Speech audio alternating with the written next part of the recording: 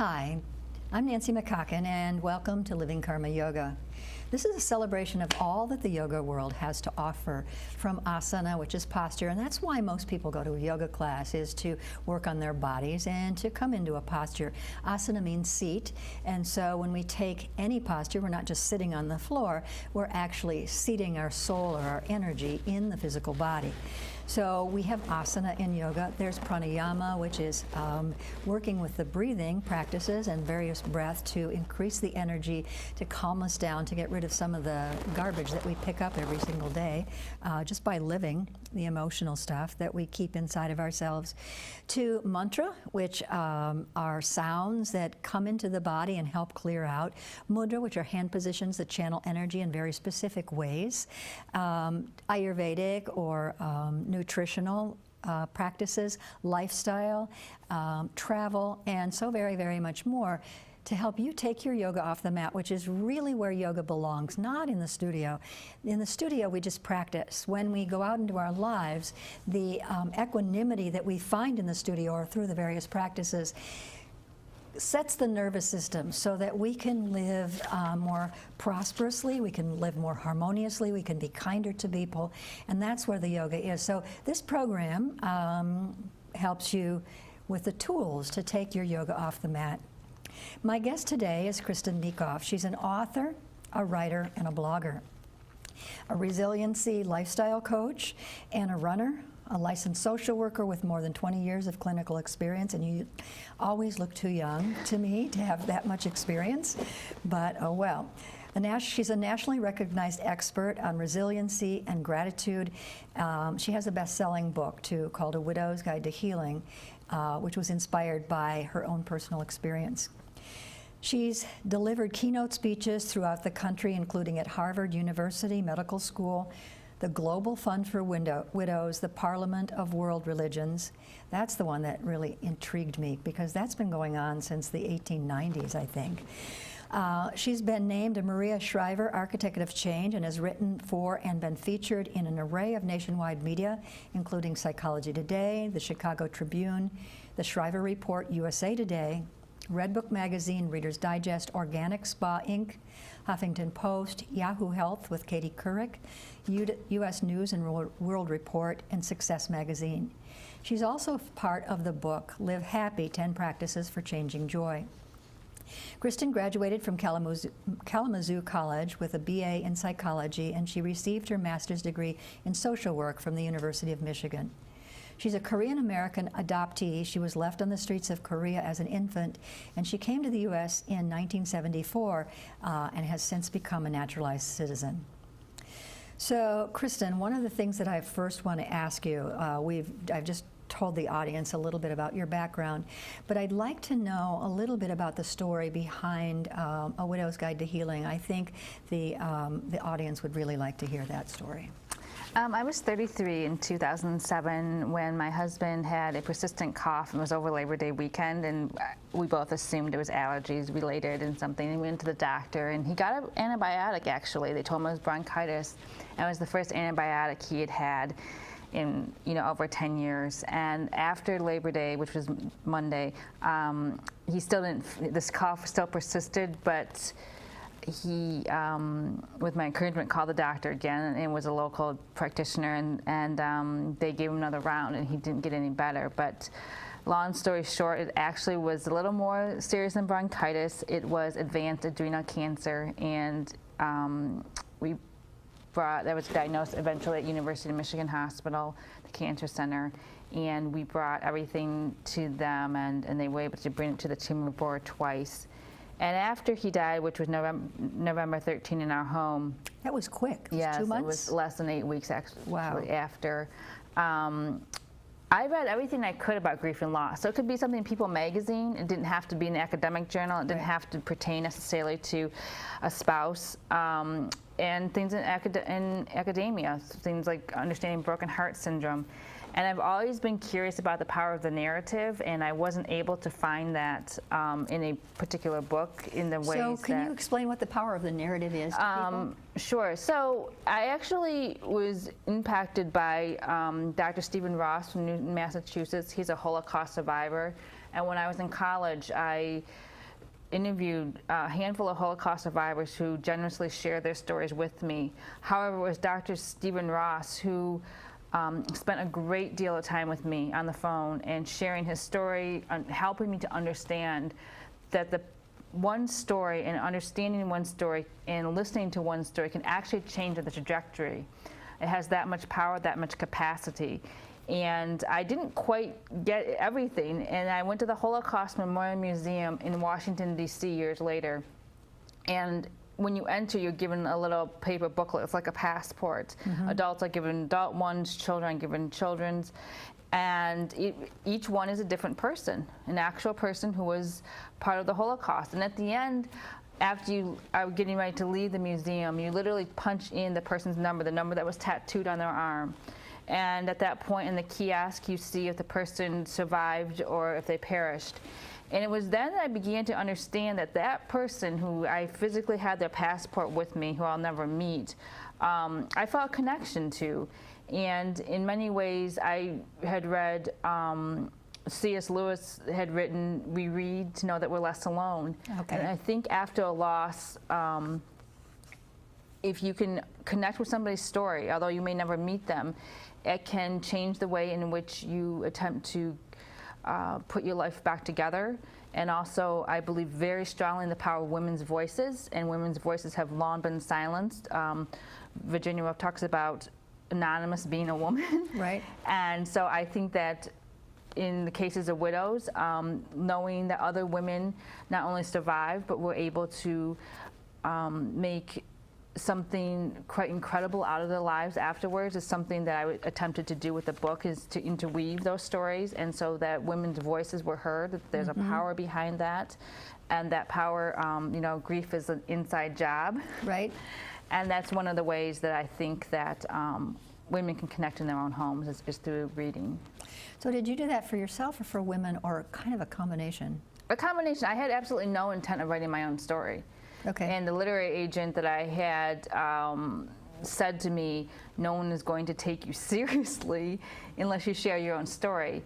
So it began, the book begins with I, meaning myself. It goes to you, meaning the collective, meaning I can connect with other women, and this is how. And then in the us is more of a call to action, and then that's the practical side. The subtitle is, I'm looking down, gentle support and advice. And that's kind of the call to action. So each chapter has a call to action, not necessarily that you have to do it, but if you choose to reshape, for example, finances, there's a what to do, or handle a legal situation, there's a what to do part of it as well. So it's yeah, and I noticed that. when I was reading it that it's very, it's topical. So each chapter has a specific topic that people are who are grieving, primarily widows, are likely to encounter in the grieving process.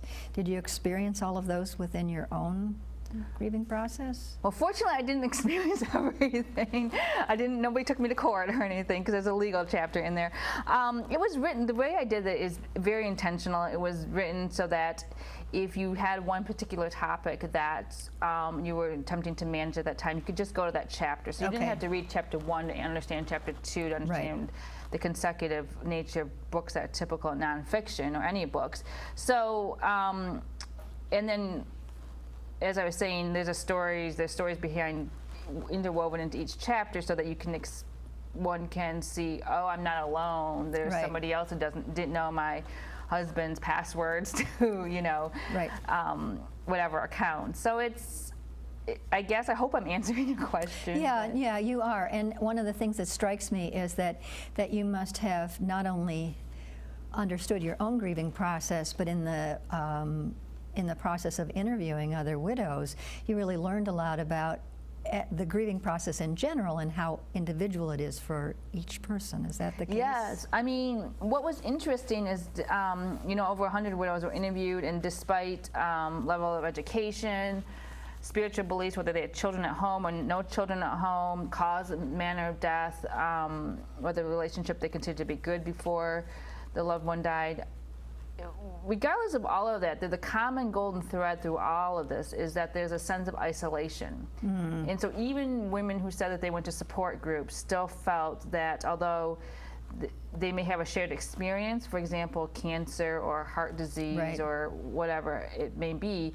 Women would said to me they still felt alone, that they were still felt that no one else understood them, and so that they wanted to be able to communicate that. And it's, while there's that sense of despair, it was also, I think, good that it's communicated, because otherwise you do feel maybe that you're grieving incorrectly, or this shouldn't be happening, or something's wrong. And so it somewhat normalizes the process, I think. Right, and I think I had the experience of grief when my father died, and I didn't even recognize that that's what happened. I just went inward, and kind of the world receded, which is part of grief, and I recognize now that that's a symptom of grief, and that's what happened to me. But I had no clue what was going on, and that sense of isolation was so intense that I remember, I have 4 children, one time being at home, and I felt like I couldn't reach out. There was a cavern between me and my children. I couldn't reach out and touch them. That isolation was so profound in that grief. And it wasn't there all the time, but it kind of came and went. And so that sense of isolation, I think, is part of the grieving process. And as you said, if you're writing about that and communicating that, if I had been able to communicate, this is what I'm experiencing, my grieving might have been lessened. And if I had known that that's what was happening and read that somebody else was going through that too, I'll go, oh, this isn't a metaphysical experience. This is common. Do you know what I'm saying? This is something, because I tend to turn everything into, oh, what is God telling me now, kind of thing, instead of, oh, this is just grief. It's not a big deal. I mean, it's a big deal, but it's something that I can get through. Does that make any sense? It's kind of circuitous. In college, actually, I took my first yoga class because I needed credit at Kalamazoo College for a PE. And I remember during the crisis, we didn't know, when the next doctor was going to come in, what the test results were going to be. There was a lot of ambiguity, a lot of vulnerability that in each moment, actually. And I remember going into the bathroom one time, in the bathroom stall at University of Michigan Hospital, and I remember starting to practice the deep breathing that I had learned in yoga at college. Right. And that is the one thing I could control, is my breath. And that really helped me. It didn't change, obviously, the outcome, but it helped me to be able to gain calmness and a sense of clarity, to be able to communicate with the doctors and the medical staff, to be able to advocate for my husband and make decisions that I think, well, obviously life-threatening, but decisions in a manner that was able to, I think, be a little more sound than out of panic and fear. Yeah, that's beautiful. That's a great story. Do you have anything else? Show the audience the book that way, I guess. Oh, this way? Yeah. A Widow's Guide to Healing. So, and I'll give you if you're interested in the book, I'll give you a website that you can go to, or it's on Amazon, right? It's on Amazon. On Amazon, okay. So one of the things that when I looked at it, there's all books are blurbed ahead of time. You send it out to people and people respond. But one of the things I noticed is that Deepak Chopra made a comment about your book. So how did that come about? He's a very, very good friend of mine and has been my mentor. In 2013, actually, I was noticing something on his website about the Waitlist Project, which is now turned into JIYO, J-I-Y-O, and I was just curious about it, and we began communicating. I didn't realize on Twitter, I didn't think it was him, and then email, and it was a couple weeks later that I realized it was Deepak Chopra all along, and his business partner Pranasha said, I think Deepak would be interested in hearing your story in person. And so we met the 3 of us in New York at Deepak's office. And from there, we've developed a friendship. And I actually was given the privilege of curating and his 31-day gratitude series for JIYO. And then he, I mean, when I met him at first, I didn't tell him anything about the book or anything like that. There was nothing, there was no mention of it, and it was in the very early stages. And then when it came around, I didn't realize, it was very naive, that you had to get your own cover blurbs. I thought somebody took care of that for you. So I had to reach out, to Maria Shriver, and then I said, Deepak, can you please help me? And he said, of course, I'd be honored to. And he wrote this beautiful blurb for me. Oh, that's really wonderful. Yeah. And then one of the things, Krista and I have been friends for a while, and one of the stories she told me I thought was really beautiful about meditation. Can you tell the audience that too? Sure. So before I got an agent, before the book was sold to the publisher Source Books, I was really kind of like in this publishing purgatory, if you will. It's very uncertain, it's very kind of shaky ground, because you don't know if you're going to get a literary agent. It's a very tough business. And I remember walking through my living room, and I literally heard, and I had not read any of Deepak's books, but I heard his voice is very distinct, and he was on a repeat episode of Oprah. And Oprah was asking him, she said, what is one thing somebody who has absolutely no experience with meditation, what can they do? And he said the simplest form of meditation is Om, O-M. And I remember thinking, oh, that's interesting. Well, whatever. And she was like, really? He said, and he said that's the holiest meditation form, I remember. And so the next morning, I thought, well, I have nothing to lose. It's not. I mean, it's. I'll try it. And I began practicing that, and less than 6 months later, I was in Deepak's office. And With him talking about your book. No, we would just talk. We met for the first time in his office, and we'd not talk about, the book was never mentioned. Okay. It was just getting to know him, and he heard my story, and my book was never mentioned. So you credit meditation with changing your life. I credit meditation with many things. I think that it opens you up. It opens you up energetically in a way that is difficult to articulate in this way, but when you've experienced it, when you're open to it, it provides feedback on a level that, I don't understand all the physics behind it, that heals emotionally, and I also believe physically as well. And now the evidence is coming that it does. Places like University of Michigan Hospital and other places do offer this type of available. Healing experience? Yeah, I mean, they have yoga now and other things. So, a long time ago that never would have been available. Right. So I find it really great. I mean, it's on websites now. It's on Mayo Clinic website. Right. And I know Beaumont's they have a therapeutic yoga program, and they have mindfulness. They run a mindfulness-based stress reduction program too. So it's really awesome.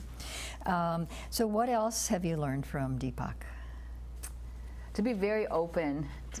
I mean, not just for meditation, but to be very open, to be very flexible in the thinking that comes along with asking for help. I think that's the one thing people are surprised, is that he asked for help. He's asked for my help on some things.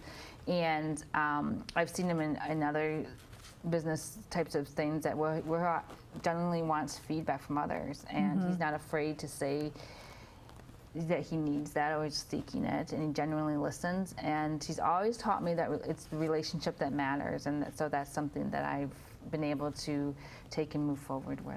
Okay, yeah, that's beautiful. He came into my life when I was still living in Ohio, which was like 18 years ago, and one of my daughters, I don't even remember, saw him on television or something and said, hey, Mom, you might want to look at this. And he was talking about the mind-body connection. And I remember him saying, the only reason we age is because we believe we do. And, it's like, well, I don't know. Now that I'm aging, I can see it, and I can also not. But then I went to see him in West Virginia, and it was a really moving experience to actually have him, and I used to listen to his tapes all the time, and so he's had a huge influence on my life too. I'm not sure that if everybody at home knows who he is, Deepak Chopra, but he's been an extremely influential person in medicine, in mind-body, understanding the mind-body and the connection between the mind-body, and how meditation and opening ourselves up to the universal energy field can change our lives for the better. So it's a really beautiful thing. You're a fortunate woman to have that as a friend and a mentor. What I'd like to say is that you graduated in social work, and you practiced the social work for a long time, and you've since expanded now, and you have a new endeavor, which is it's not necessarily a spin-off, but you've been helping people and an advocate for people ever since you graduated from college. Is that true, more or less? In some way or another. And now you are actually working in a capacity or moving into a new endeavor where you're working with people directly in coaching, right? Lifestyle coaching and resiliency coaching. So can you tell me what a resilience coach is?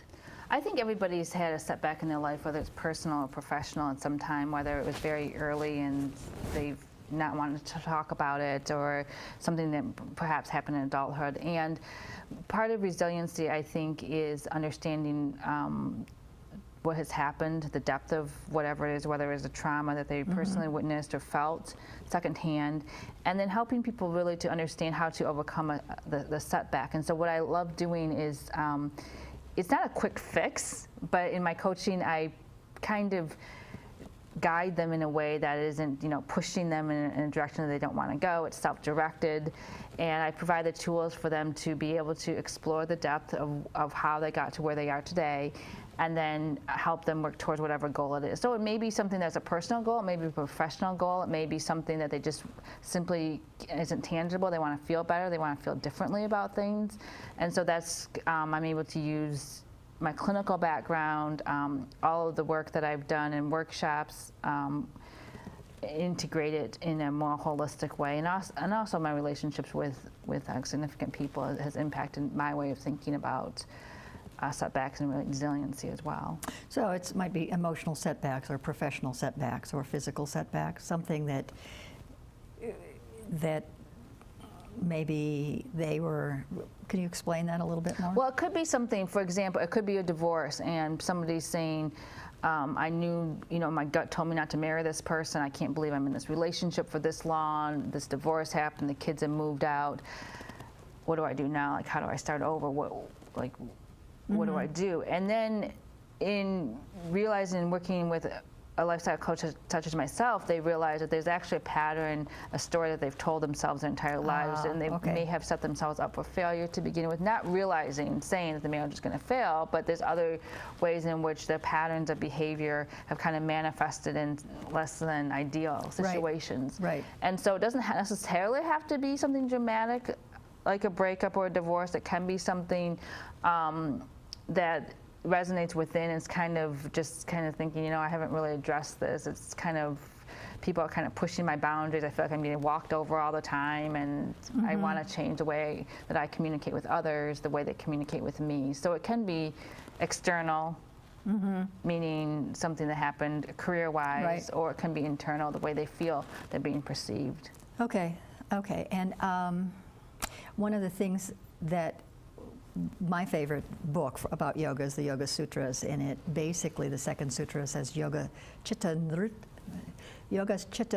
Nirodha, which is often translated as yoga is the ability to direct the mind, and it all starts with, I think, our conditioning and our attitude about things. So if we're divorced and we feel like we can't go on, that's an attitude, and it's incorrect. And resilience is about stepping forward. And if we are having difficulty with a coworker, sometimes we're not aware that it's our energy that's pushing forward and creating that difficulty, or it's our attitude about the coworker, or it's attitude about situation or work. And so that's the kind of thing you're addressing as well, right? How to get beyond the barriers that are presented, either internal or external. Right, and people who do this kind of work, it takes a lot of courage. It takes a lot of courage to admit, look, I've had a blind spot. I realize I'm carrying this around. It's impacting me, whether, like I said, it's something big or something smaller. So I really respect people who seek out help, because it takes guts to say, things aren't going well here. I want to be on a new path, either literally or figuratively, and I need some guidance, somebody to kind of coach me through this. I'm not expert in all areas, of course, but in certain areas such as loss and resilience, those are, and adoption as well. I was adopted, as you mentioned. Those are things that I have a particular expertise in. Yeah, one of the things that I've always really admired about you is you have. You ask for help, and you've got this really nice progression to your life and a positive attitude about things that I just find very, very attractive. And it's kind of like expansion. And I've seen you grow, and I've seen you work through things. So it seems to me like you can use that experience to help other people. I think, well, thank you first of all, but I think it's everybody has a journey, and I'm willing to continue to learn. I'm willing to be a student, so I'm continuously looking for opportunities to learn. Right. Well, thank you. We're out of time. I'm really happy that you came. Thank you so much. Yeah, and thank you all for joining us. For more information about Kristen, you can go to her website, www.Kristen, Kristin, Meekhof, meekhof.com, to check out Karma Yoga's schedule, and we're making a few changes, so check it out. We're excited. www.karma-yoga.net, and we hope to see you in the studio sometime, and namaste. Thanks for coming. Thank you.